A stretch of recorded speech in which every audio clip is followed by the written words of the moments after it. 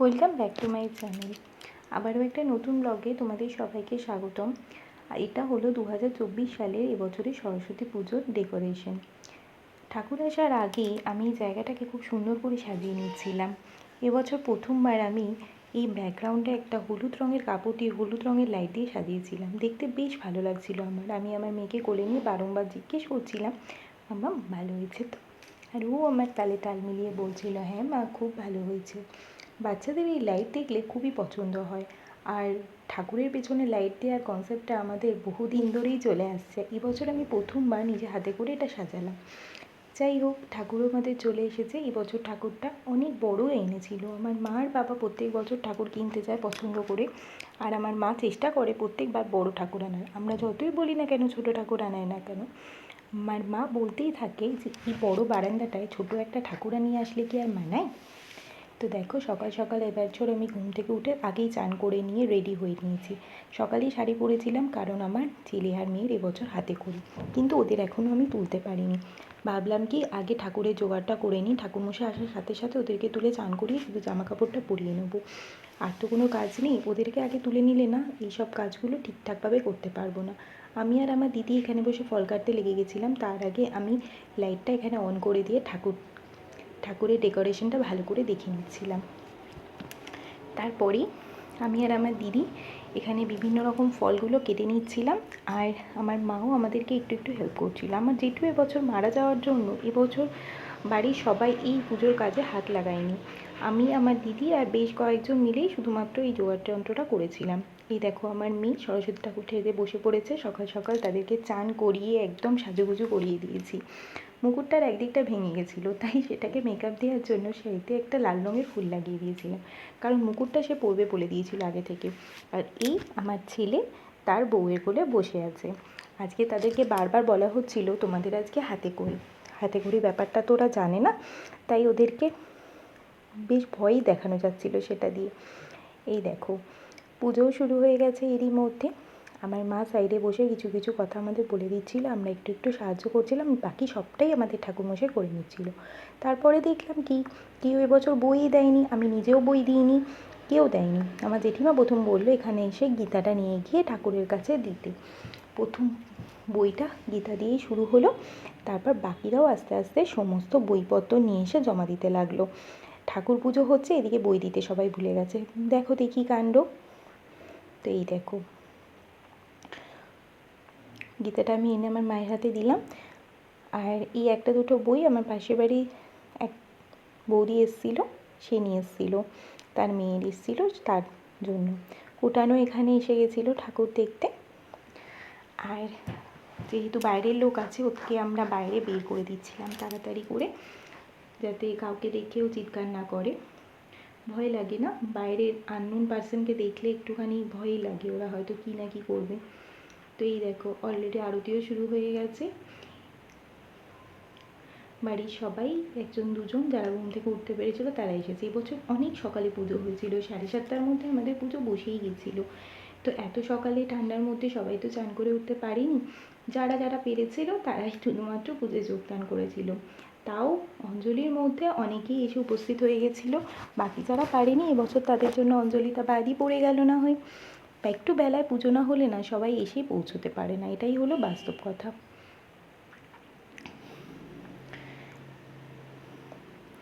পুজো চলছে, আর তারই সাথে আমার ছেলে মেয়েদের দুষ্টুমিও চলতেই থাকছে।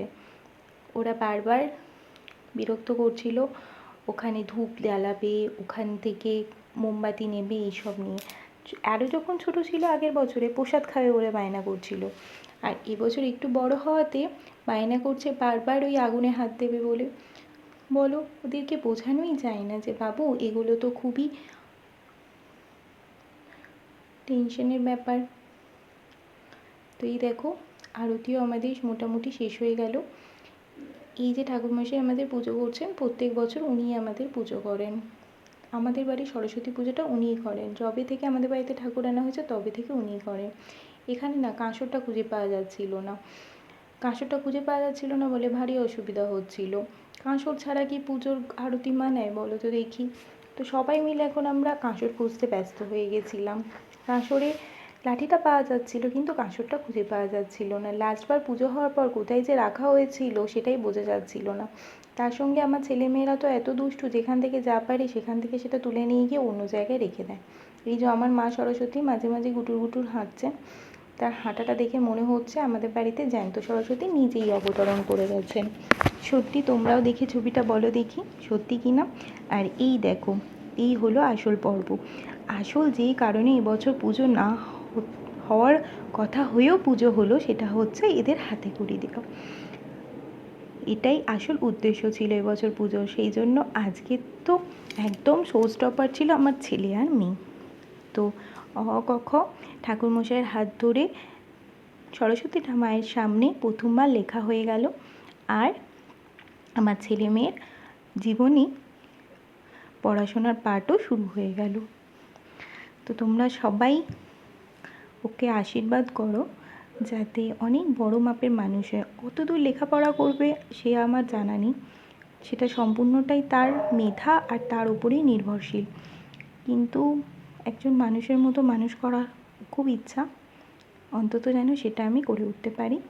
আর ওরাও যেন একজন মানুষের মতো মানুষ হয়, সৎ মানুষ তৈরি হয়, ব্যাস আর কিছুই চাই না। লেখাপড়া তো শুধুমাত্র একটা মাধ্যম মাত্র, সবার আগে মনুষ্যত্ব তৈরি করতে হবে, আমি সেটাই বুঝি। তো এই হলো তার হাতে খড়ি।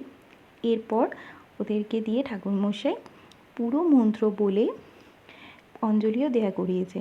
আমার মেয়ে আর ছেলে দুজনেই পালা করে অঞ্জলিটা দিয়েওছে। এত সুন্দর করে ওরা বলেছিল যে তোমরা শুনলে অবাক হয়ে যাবে।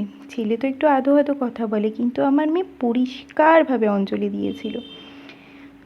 এই যে মা সরস্বতী নিজেই সরস্বতী ঠাকুরের সামনে বসে পড়েছেন হাতে খড়ি দেবে বলে, অ ক খ লিখবে বলে। প্রত্যেক দিন চিৎকার করে এবার থেকে আমাকে লেখাপড়া করতে বসাতে হবে, এটা ভাবলেই তো আমার ভয় পেয়ে লেগে যাচ্ছে। ওরা কতটা ভয় পেয়েছে জানি না, তবে এই হাতে খড়ির পর রোজ পড়াতে বসাতে হবে ভেবে আমার তো এখন থেকেই খুব ভয় লাগছে। কি জানি, অনেক বাচ্চাদেরকে পড়িয়েছি, আমার দিদির মেয়েকে পড়িয়েছি, আরও অনেককেই পড়িয়েছি আগে, কিন্তু নিজের বাচ্চার ক্ষেত্রে না সেটা ঠিকঠাকভাবে উপযোগী হবে কি না সেটা ঠিক বুঝে উঠতে পারছি না। এখনও পর্যন্ত তো তারা আমার কথা শুনতেই চায় না, কী করে যে লেখাপড়া করতে বসাবো কে জানি। এখনও আমি মাঝে মাঝে বই খাতা নিয়ে আমার জেঠিমার কাছে পড়তে বসে, আমি নিয়ে ইচ্ছা করেই বসি না, যাতে ও জানে বুঝে যে মা খুব সিরিয়াসভাবে পড়াশোনা করতে বসে। আমার জেঠিমাদের কাছে যে পড়তেটা বসে ওরা খেলার ছলে পড়ে, কিন্তু আমি চাই ওদেরকে একদমই একজন সিরিয়াস মানুষের কাছে যখন পড়তে বসাবে সেটা যেন আমি হই। কে জানে কি হবে। এই দেখো এখানে ওকে অঞ্জলি দেওয়া হচ্ছে ঠাকুরমশাই। এই অঞ্জলির মন্ত্রটা না ও অবিকল একদম ঠিকঠাক বলেছিল, এত শুনতে ভালো লাগছিল ওর ওই আধো আধো গলায় সেই মন্ত্রটা, যেন মনে হচ্ছিল একজন বড় কেউ বলছে। সবাই হাততালি দিয়েছিল যে মা আমার এত সুন্দর অঞ্জলি দিয়েছে। হয়তো স্বয়ং মা সরস্বতীও খুব খুশি হয়েছেন আমার মায়ের এই অঞ্জলিটা নিয়ে। মা আশীর্বাদ করো যাতে এই মেয়েটি অনেক বড় হতে পারে, অনেক বড় মানুষ হতে পারে, অনেক শিক্ষিত হতে পারে। এরপরেই পুজো শেষ হওয়ার পরে আমার মায়ের আসল কাজ সেটা হলো ফল কাটতে বসা, যে কাজটা আমি একদমই করে উঠি না, আমার মাই সমস্তটা করে দেয়। আমরা তো এগুলো একদম কিচ্ছুভাবেই করি না, এগুলো সবটাই আমার মা আর বাবা দায়িত্ব নিয়ে করে দেয়।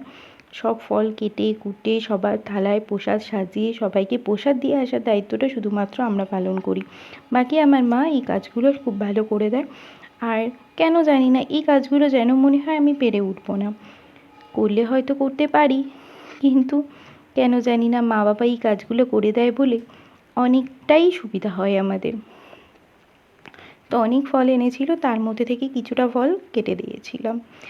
এরপরে আজকে একটা কাজ ছিল আমার দিদির এনজিওর মাধ্যম থেকে, চন্দননগর কলেজে একটা স্টল ছিল। আজকে তো চন্দননগরের গঙ্গার ধারে এতটাই ভিড় ছিল কপোত কপোতিদের যে সেটা দেখে তো আমি অবাকই হয়ে গেছিলাম। ওরে বাপরে, এত মানুষ যে সরস্বতী পুজোয় ঘুরতে বেরোয় তাই তো আমার জানা ছিল না। তো এখানে এসে সেই ভুলটাই ভেঙে গেল। উফ, কত যে ভিড় ছিল কি বলবো। তারপর সেই কাজটা শেষ করে এসে আবারও সন্ধেবেলায় সন্ধ্যা আরতির জন্য আমরা বসে গেছি। সন্ধ্যা আরতির জন্য অলরেডি আমরা লুচি আলু ভাজা এগুলো অ্যারেঞ্জমেন্ট করে নিয়েছিলাম। আমি বৌদি মিলে এই অ্যারেঞ্জমেন্টটা করেছিলাম। আর ঠাকুরমশাইও শীতল দিতে চলে এসেছে। আবার এই সন্ধেবেলা আরতি হয়ে গেল আমাদের। এটার পরই আমাদের আজকের মেন কাজ, সেটা হলো প্রায় জনা 50-এর জন্য আমরা সবাই মিলে আলুর দম আর লুচির অ্যারেঞ্জমেন্ট করেছি। আমার মা অলরেডি ওপাশে আলুর দম বসিয়ে দিয়েছে। আর শুধু লুচিটা আমরা হাতে হাতে বেলবো আর ভাজবো। আটাও মাখা হয়ে গেছে আমাদের। শীতল দিতে আমাদের প্রায় 7:30-8টা বেজে গিয়েছিলো। যতটা সকালে পুজো হয়েছিল, সন্ধেবেলার খাবার দিতে মা সরস্বতীকে আমাদের একটু লেটই হয়ে গেছিলো। হয়তো মায়ের খুব জোরেই খিদেও পেয়ে গেছিলো। তো যাই হোক মা, ক্ষমা করে দিও। এই বছরের পুজোর ভুল ত্রুটি যাই হোক না কেন ক্ষমা করে দিও। এই দেখো, প্রায় 50 জনের খাবার আমরা সেদিনকে করেছিলাম। আমার বাড়ির বৌদিরা, দিদিরা সবাই মিলে মিশে আমরা আলুর দম আর লুচির এই অ্যারেঞ্জমেন্টটা করেছিলাম। আর কেউই খুব একটা বেশি লেট করেনি আসতে এবছর। সবাই মিলেমিশে এবছর কাজটা হয়ে গেছিলো। খুব তাড়াতাড়ি খুব ভালোভাবে হয়েছিল। প্রত্যেকবার আগে না আমাদের বাড়িতে সকালবেলা খিচুড়ি খাওয়ার প্ল্যান হতো, এখন রাত্রিবেলা লুচি খাওয়ার হয়। আসলে আর মা আর বাবা পেরে ওঠে না। রাত্রিবেলা এই লুচি খাওয়ার প্ল্যানটা আমরা সবাই মিলে চাঁদা দিয়ে রীতিমতো খাওয়া দাওয়ার একটা পিকনিকের মতো অ্যারেঞ্জমেন্ট করি। প্রত্যেক বছরই করি আর সেটা একদম সফলভাবে হয়। তো যাই হোক, এবছর 2024-এ সরস্বতী পুজোর ভিডিও আমার এতটুকুই। তোমাদের কেমন লাগলো ভিডিওটা দেখে অবশ্যই জানিও। আর অনেক অনেক অনেক কমেন্ট আর লাইক করো। আগের বারে সরস্বতী পুজোর ভিডিওটাতে আমার প্রচুর লাইক এসেছিলো, অনেক কমেন্ট এসেছিলো। আর এই বছর আর আগের বছরের ভিডিওটা একসাথে তোমরা দেখে বলো যে কতটা কি পার্থক্য হয়েছে। পার্থক্য কিছুই হয়নি। যা অ্যারেঞ্জমেন্ট আগের বছর ছিল এই বছরও তাই হয়েছে। আর এই দেখো, পরের দিনই সকালে দধিকর্মার পুজোর জন্য ঠাকুরমশাই অলরেডি চলে এসেছেন। বৃহস্পতিবার ছিল বলে ভাসান অবশ্য আমরা করিনি ঠাকুরকে, কিন্তু অলরেডি আমরা ঠাকুরকে পুজো টুজো দিয়ে দধিকর্মাটা আমরা মেখে নিয়েছিলাম। ঘরটাও নাড়িয়ে দিয়েছিলেন ঠাকুরমশাই। সব কাজ হয়ে গেছে। এইবার শুধুমাত্র কালকে আমাদের ঠাকুর পুজো ভাসানের পালা। আর এরই মধ্যে ঠাকুর নিজেই নেবে এসেছেন ঠাকুরের থালা থেকে তুলে প্রসাদ খেতে।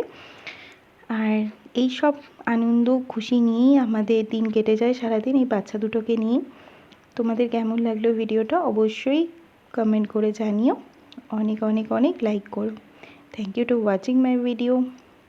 টাটা। আবার নেক্সট কোনো ব্লগে তোমাদের সাথে দেখা হবে নতুন কোনো ভিডিও নিয়ে। টাটা।